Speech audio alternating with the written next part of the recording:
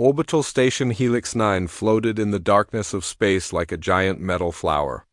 Thousands of beings lived and worked there. Traders sold strange goods from distant planets. Scientists studied the mysteries of the universe. Diplomats argued about laws that governed 100 different species. It was a place where the galaxy came together, and most of the time, everyone got along. Most of the time, Taeho wiped the grease from his hands and looked at the pipe he had just fixed. It was good work. Nothing special, but solid. He was a maintenance engineer, one of 12 humans working on the station. His job was simple. When things broke, he fixed them. When machines made strange noises, he made them quiet again. He liked his work. It was honest. It was peaceful. He was not a soldier. He was not a hero. He was just a man who was good with tools. The aliens on the station treated him politely but kept their distance. This was normal for humans. Taeho had learned not to take it personally. In the great database of the Galactic Union, humans were listed as Class 7 persistence predators.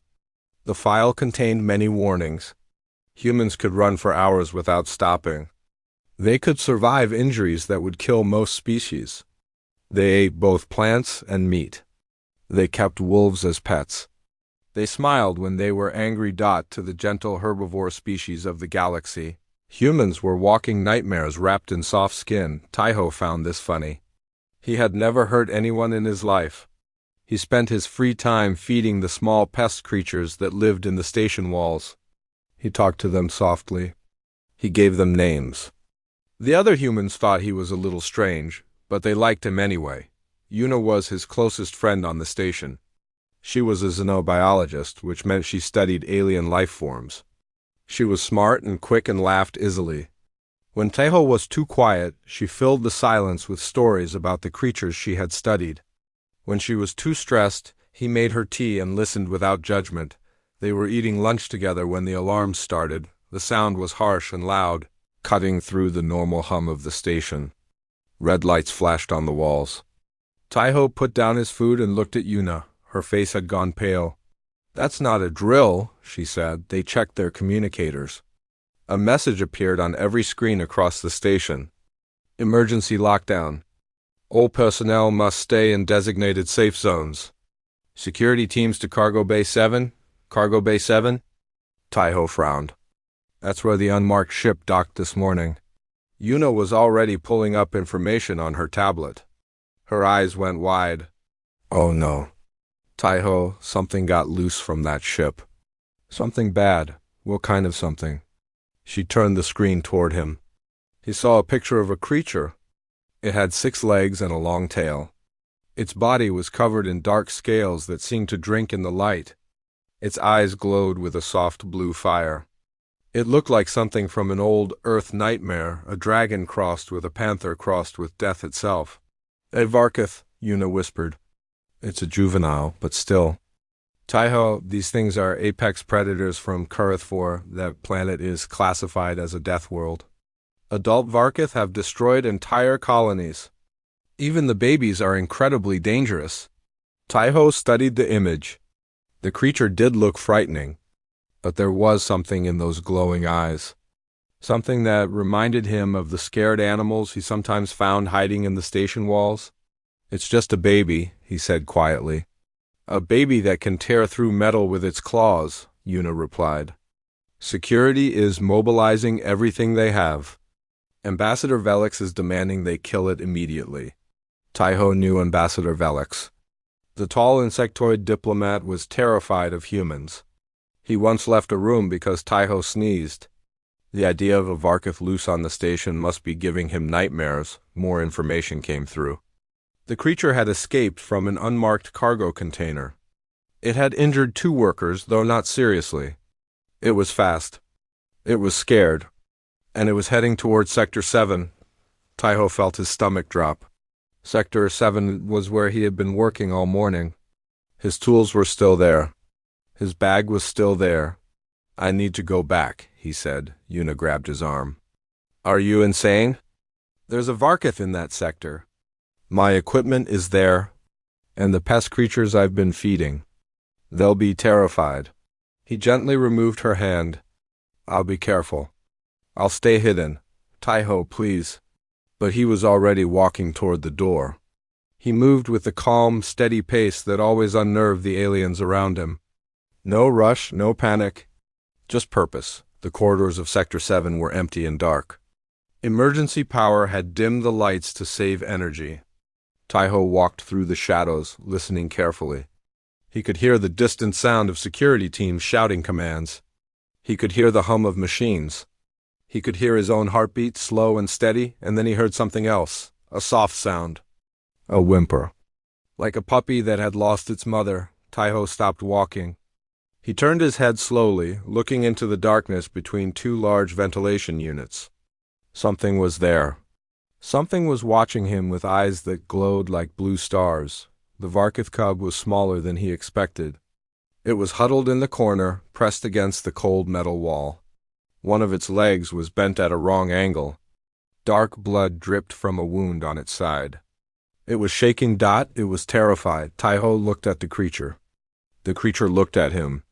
For a long moment, neither of them moved. Then Taiho did something that would have made any alien in the galaxy scream in horror. He smiled, crouched down slowly, and began to whistle a soft, gentle tune. The tune was simple. It was a song Taiho's grandmother used to sing when he was small. He did not remember all the words anymore, but the melody had stayed with him through the years. It was soft and slow, like water flowing over smooth stones. The Varkith cub froze, its glowing eyes fixed on Taiho with an intensity that would have made most beings run away. Every muscle in its small body was tense. Its claws, sharp enough to cut through metal, dug into the floor. Taiho did not run. He did not even stand up.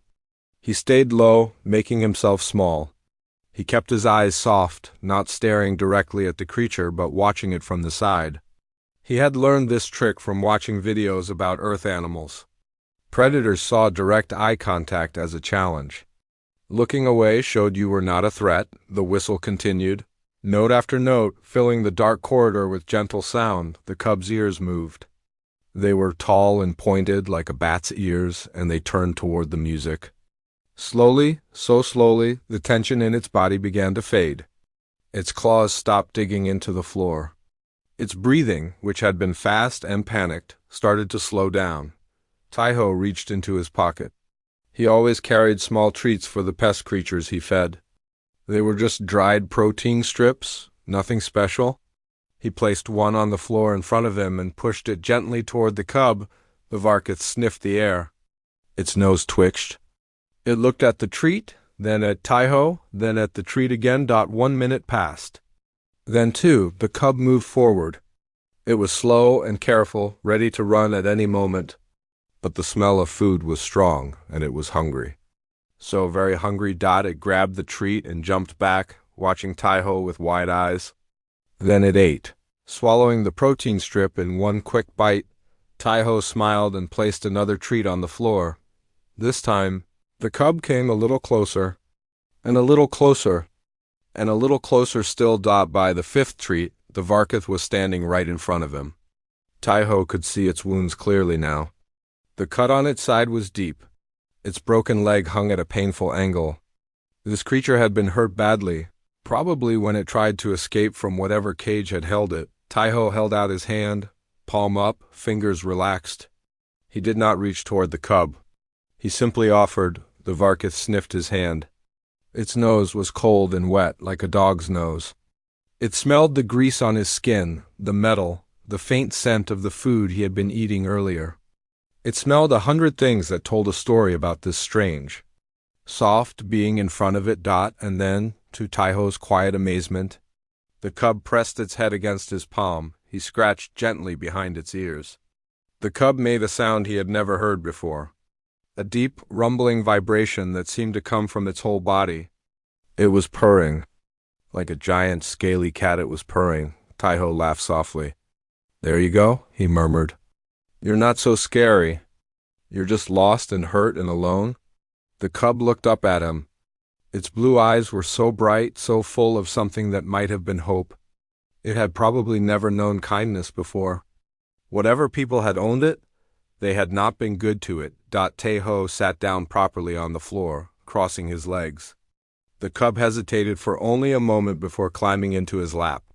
It was heavy, probably 40 kilograms of muscle and scale, but he did not mind. He wrapped his arms around it gently, careful of its injuries, and continued to whistle. That was how the security team found them. The door to the corridor burst open with a crash.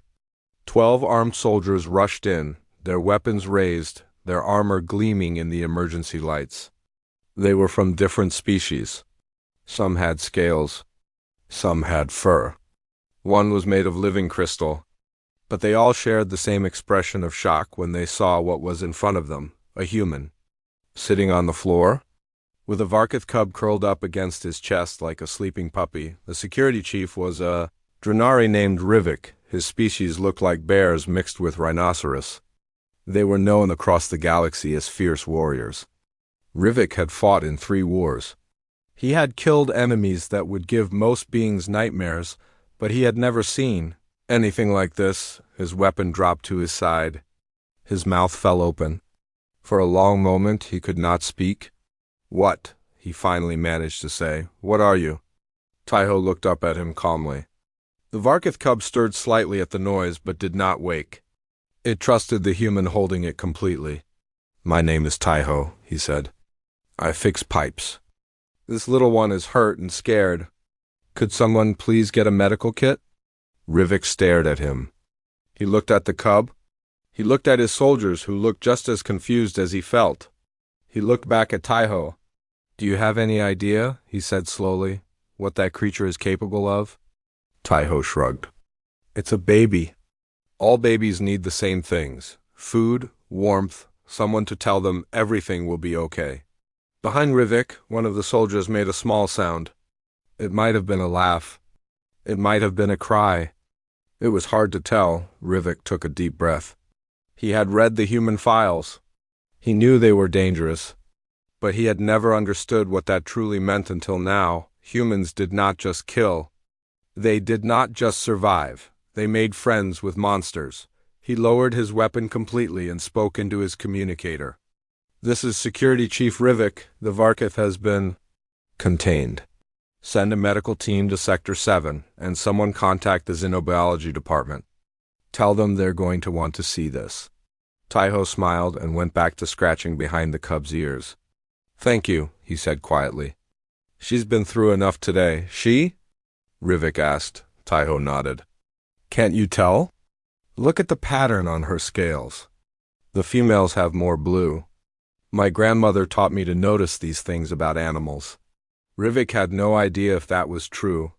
He was not sure he wanted to know. He just watched as the human continued to comfort the deadliest creature on the station, and wondered what other surprises these strange beings had in store. The video spread across the galactic network like fire through dry grass. Within 6 hours, 3 billion beings had watched it. Within 12 hours, that number had doubled. Within a day, it seemed like everyone in the known universe had seen the footage of a human sitting on a cold metal floor. Holding a Varkith cub like it was nothing more than a sleepy pet, the reactions were intense on Karathi Prime. The insectoid government held an emergency meeting. They had always feared humans. Now they were terrified in a new way. If these soft-skinned predators could tame Varkith, what else could they control?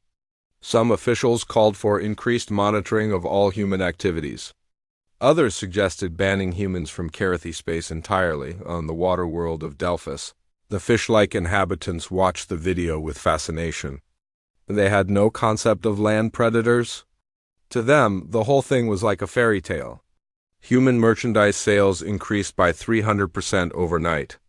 Little Delphian children began playing games where they pretended to be humans taming monsters on the station itself. The response was just as divided. Ambassador Velix stood in the command center, his 4 arms waving frantically as he shouted at anyone who would listen. "This is unacceptable. That creature must be destroyed immediately, and the human who touched it must be quarantined. Who knows what diseases it carries? Who knows what psychological damage has been done?" Captain Rivik stood across from him, his massive arms folded across his chest. "The creature is injured and contained. The human is unharmed. I see no reason for extreme measures. No reason? Velix's compound eyes seemed to spin with anger. That human has bonded with an apex predator. Do you understand what this means? Humans already keep wolves as companions. They ride on the backs of 1,000-kilogram herbivores for entertainment. They swim in waters filled with creatures that could swallow them whole. And now this? I fail to see the problem, Rivik said calmly. The problem is that humans are insane, Velix shouted. And now they are collecting monsters. What's next? Will they adopt black holes as pets? Will they befriend the void creatures that live between stars? The door to the command center opened and Yuna walked in. She had been working all night, reviewing the footage and gathering data. Dark circles hung under her eyes, but her expression was determined. Ambassador, she said, with respect, you don't understand what happened. Velix turned to her with obvious distrust. Enlighten me, human. Yuna pulled up images on the main screen. This Varkith cub was not wild. It was being smuggled. We found evidence in the cargo ship that it was destined for illegal fighting rings in the outer territories. Do you know what that means? The room went quiet. It means this baby has been kept in a tiny cage since birth, Yuna continued. It means it has been starved to make it more aggressive. It means it has probably been shocked and beaten to make it angry enough to fight. It's not a monster, Ambassador. It's a victim. Even Velix seemed to pause at that. Yuna changed the screen to show medical scans.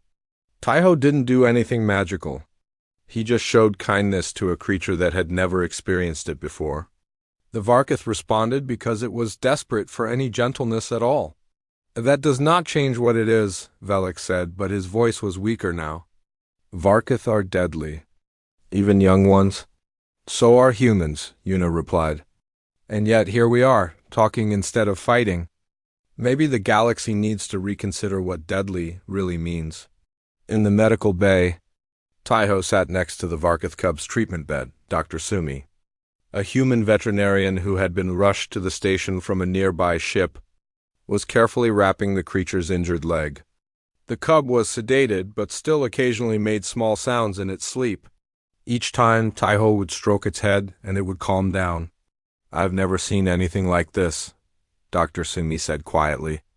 I've worked with dangerous animals my whole career, lions, crocodiles, even a few alien species. But this level of trust, this fast? It shouldn't be possible. Taiho shrugged. She was scared and alone. I just let her know she didn't have to be. Dr. Sumi shook her head with a small smile. You make it sound so simple. It is simple. People make it complicated. The door opened and Captain Rivik entered. He had to duck to fit through the frame. His massive presence seemed to fill the entire room. The ambassador wants the creature destroyed, he said bluntly. Taiho looked up at him. His expression did not change, but something in his eyes went cold. No, Rivik raised an eyebrow. No, she's not a threat. She's hurt. She needs help. She is a Class 9 predator. Her species has killed thousands. Her species, Taiho repeated. Not her. She's never killed anyone. She's never even had the chance to live a normal life. You can't punish her for what others of her kind have done. Rivik was quiet for a long moment. He looked at the sleeping cub. He looked at the human who refused to leave her side. He thought about his own children, waiting for him back on his homeworld. I will speak to the council, he finally said. I make no promises, but I will speak. Taiho nodded slowly. Thank you. Rivik turned to leave, then paused at the door. You humans truly are strange creatures. I cannot decide if you are brave or foolish. Taiho smiled slightly. My grandmother used to say there's no difference. Rivik made a sound that might have been a laugh. Then he was gone. Taiho turned back to the cub. He leaned close to her ear and whispered softly, Don't worry. I won't let them hurt you. We're pack now. And pack takes care of each other. The cub's tail twitched in her sleep. Perhaps, somewhere in her dreams, she heard him. 3 hours later, a transmission arrived at the station. It came from an unknown source using encrypted channels that even the best technicians couldn't trace. The message was simple and direct. Return our property. You have 1 day, or we will come and take it. The Crimson Maw had found them. The Crimson Maw was not just a smuggling operation. It was a criminal empire that stretched across 12 star systems. They traded in weapons, drugs, and living creatures. They had bribed officials on 100 worlds. They had killed anyone who stood in their way. And they had never, not once, failed to collect what they considered theirs. 3 ships dropped out of hyperspace near Helix 9. They were not large, but they were fast and heavily armed. The kind of ships that could do terrible damage before help could arrive. Captain Rivik stood in the command center, watching the ships approach on the main screen. His jaw was tight with anger. They are demanding we open Docking Bay 4, his communications officer reported. They say they want to inspect their cargo and leave peacefully. Peacefully, Rivik repeated with disgust, with weapons hot and shields raised. Ambassador Velix was already backing toward the door. Perhaps we should consider their offer. The creature is not worth a battle. Give them what they want, and this will be over. And what about the human? Rivik asked. Taiho has made it clear he will not leave the Cub's side. Should we hand him over too? Velix hesitated. Even he was not willing to go that far. The human is ... regrettable, but surely he can be convinced to step aside. You don't know humans very well, do you? Yuna said from her station. Once we decide something is ours to protect, we don't step aside, ever. The Crimson Maw sent another message, this time with a video. It showed what they had done to the last station that refused to cooperate. The images were horrible. Rivik ordered the screen turned off before half the crew could see it. We cannot win a direct fight, he admitted. Helix 9 is a trade station. We have minimal weapons. By the time Galactic Union patrol ships arrive, these criminals could do enormous damage. The room fell into heavy silence, then a voice spoke from the doorway. Let me talk to them. Everyone turned. Taiho stood there, still wearing his maintenance uniform, grease stains on his sleeves. He looked tired. He looked calm. He looked like a man who had made a decision and would not be moved from it. Out of the question, Rivik said immediately. They want the cub? If I go to the docking bay with her, they'll come to me instead of attacking the station. That gives you time. Maybe the patrol ships will arrive. Maybe you'll think of something. But at least innocent people won't die while we figure it out. You'll be killed, Yuna said, her voice breaking. Taiho looked at her. There was something gentle in his eyes, but also something hard as steel. Maybe, but she won't. I'll make sure of that. Before anyone could argue further, more humans began arriving at the command center.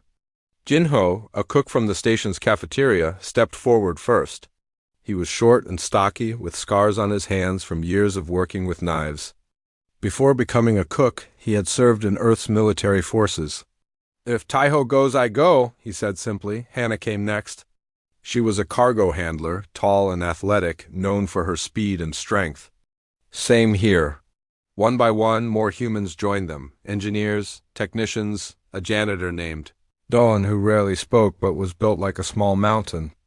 In total, 7 humans stood together in the command center. Rivik stared at them in disbelief. This is madness. You cannot fight the Crimson Maw. They are killers. Jinho smiled. It was not a nice smile. Captain, do you know why the galaxy classifies humans as predators? Because you are persistent hunters. Because you have endurance. That's part of it. Jinho cracked his knuckles. But the real reason is that we're very, very good at violence when we choose to be. Most of the time, we choose not to. We're friendly. We're helpful. We fix your pipes and cook your food and smile a lot. He stepped closer to Rivik. But when someone threatens our pack? When someone hurts something we've decided to protect? He let the sentence hang in the air. Rivik felt a chill run down his spine. He had faced many enemies in battle. He had never felt quite like this. Fine, he said quietly. I will allow this. But I am sending my security team as backup. They will stay hidden unless needed. Taiho nodded. Fair enough. Thank you, Captain. 30 minutes later, the human stood in docking bay 4. Taiho was in the center, the Varkith cub at his side. She was awake now, her injured leg wrapped in bandages but holding her weight. Her blue eyes glowed in the dim light. She pressed close to Taiho's leg, sensing the tension in the air. The docking bay doors opened. A shuttle from the Crimson Maw landed with a heavy thump. The ramp lowered and a dozen figures walked out. They were a mixed group. Some were reptilian with scales and forked tongues. Others were mammalian, covered in coarse fur. Their leader was a tall being with gray skin and 4 red eyes. His name was Vorith, and he had personally killed over 200 beings in his career. He looked at the 7 humans standing before him and laughed. "This is your defense? 7 soft little creatures?" He shook his head. "I expected more from the famous human predators. Where are your weapons? Where is your army?" Taiho said nothing. He simply stood there, one hand resting gently on the cub's head. Varath's eyes moved to the Varkith. "There she is, our valuable little prize. Come here, beast. Your masters are waiting." The cub growled. It was a low, dangerous sound. She did not move from Taiho's side. Varath's smile faded. "I said come here." Still, the cub did not move. Her body had shifted slightly, positioning herself between Taiho and the criminals. Her scales began to glow brighter. The bioluminescent patterns pulsed with her heartbeat. No, with Taiho's heartbeat. They were in sync. Vorith saw this. For the first time, something like uncertainty crossed his face. "What have you done to it?" "Nothing," Taiho said quietly. "I just showed her kindness. Something you clearly know nothing about." Varath's 4 eyes narrowed. "Kill the human. Take the beast." His soldiers moved forward. The humans moved faster. Jinho was the first to strike. He moved with a speed that seemed impossible for his stocky frame. Before the first soldier could raise his weapon, Jinho had closed the distance, grabbed the weapon arm, twisted, and brought the criminal to the ground. The whole movement took less than 2 seconds. Hannah leaped. Not forward, but up. She used the low gravity of the station to launch herself over the heads of 2 attackers, landing behind them and striking at the backs of their knees. They fell hard. Doan simply walked forward. A soldier fired at him. The shot hit his shoulder but didn't stop him. He grabbed the shooter by the throat, lifted him off the ground, and threw him into 2 of his companions. The other humans moved with similar efficiency. No wasted motion. No hesitation. They fought like a pack of wolves, coordinating without words, covering each other's weaknesses, exploiting every opening, and in the center of it all, Taiho stood perfectly still. The Varkith cub stayed at his side. Neither of them moved. Neither of them needed to. Vorith watched his soldiers fall, one after another. Panic began to show in his red eyes. He reached for a weapon at his belt. Taiho finally moved. One moment he was standing still. The next, he was in front of Vorath, his hand wrapped around the criminal's wrist. Their eyes met. "Leave," Taiho said quietly. "Leave now and don't come back. Ever." Vorith stared at the human. At those calm, steady eyes. At the complete absence of fear or doubt. He had faced many enemies in his life. He had never faced anything like this. "This isn't over," he hissed. "Yes," Taiho said. "It is." He released Varath's wrist. The criminal stumbled back toward his shuttle.